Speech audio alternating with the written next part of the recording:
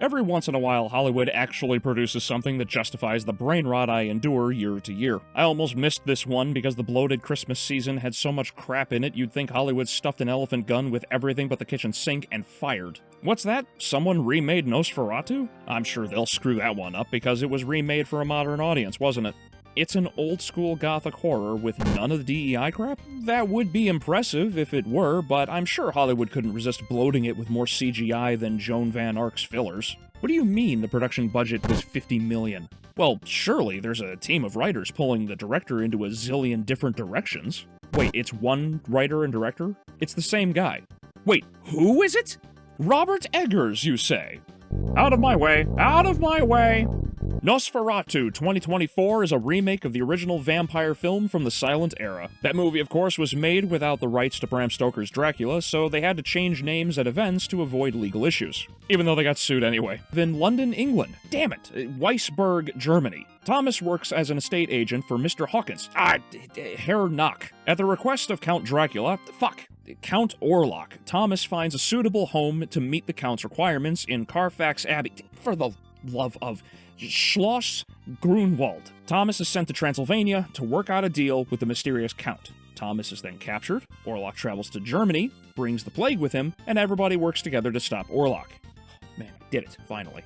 Straight away, the acting in this movie is superb. And the one who I think steals the show is Johnny Depp's daughter, Lily Rose Depp, playing Ellen. As Orlok's focus in the movie, she receives the most screen time, so she also has the most work to do. At a snap of your fingers, she'll switch from totally serious to schizophrenic, and then, at an extra fee, she'll even have a seizure. This isn't to say the rest of the cast aren't remarkable in their performances, I just happened to cut straight to who I thought performed the best overall. Nicholas Hoult, Aaron Taylor-Johnson, Ralph Ineson, all of them crush their roles individually. And Willem Dafoe again returns as a staple actor in Eggers' works, and yet again does not disappoint. Dafoe's Van Franz is played totally straight when things get serious, and over the top when he's being his normal self. Very much like the Van Franz, sweet Jesus, Van Helsing from Bram Stoker's Orlok fucking Dracula. And speaking of accuracy, this brings me to Count Orlok himself, played by Bill Skarsgård. What a redemptive role. All the Skarsgårds are fantastic actors, and Bill is no exception. His potential has been squandered with movies like It and The Crow, or just underutilized like Deadpool 2 or John Wick 3, but Bill's acting has never been the weak link. And here he is giving one of the best performances of the year. Orlok is portrayed as the same demonic monster from the original silent film as Dracula was in the original novel. He's not here to play around or be tortured by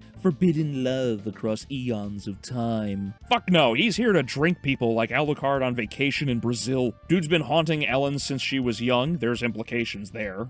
He preys upon the people of Transylvania for presumably centuries, and he brings with him the plague. All of this, of course. Now, if you've managed to avoid any discussion about Nosferatu, the one thing no one will shut up about, and neither will I, is the cinematography. I haven't watched many gothic horror movies before, but if they look anything like this film, I can dig it. Nosferatu's production budget is only $50 million, and it looks as good, if not better, than Dune. Where Dune tries to perfect CGI in a way Marvel could never match it in sheer quality and spectacle, Robert Eggers utilizes every tool possible to complement the production design. And this is top-notch work. I keep thinking back to the shadow of Orlok's hand skating over Weisberg as a pretty and simple effect, but the intersection where the carriage arrives to pick up Thomas was genuinely captivating. It was like someone remade the Lost Woods in the Resident Evil 2 remake's engine. Now, all that said, Nosferatu has its flaws. As I've mentioned before, I don't really care to hear what other people have to say, but what whispers I did catch focused on the gratuitous gore and nudity. So, going into the theater, I did have reservations because I thought it could end up as a pompous tripe that pretends to be smarter than it actually is, like, say, Devilman Crybaby. Thankfully, it's not. Each of Robert Eggers' movies, all of which are good, have fallen victim to some sort of issue.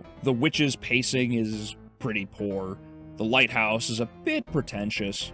The Northman is needlessly esoteric. Nosferatu's sin is unnecessary scenes and nudity. To get the point of gore out of the way, this movie is super tame. There's one scene where a guy pulls an Ozzy Osbourne biting the head off a pigeon, but that's really about it.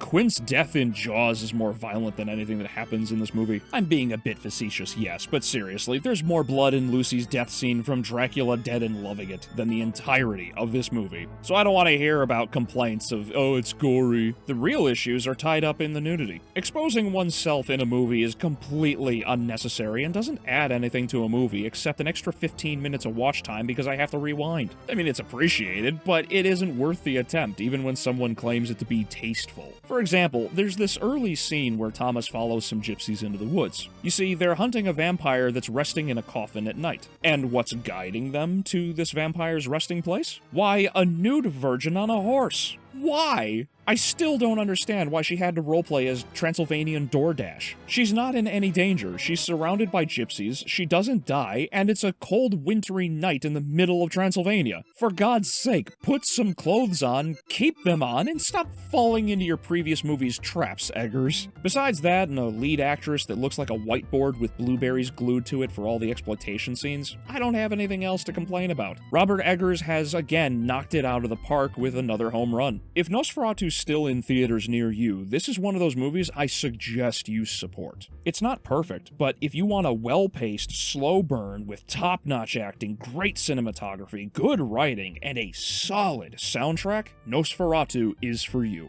Anyway, thanks for watching, and I'll see you in the next video.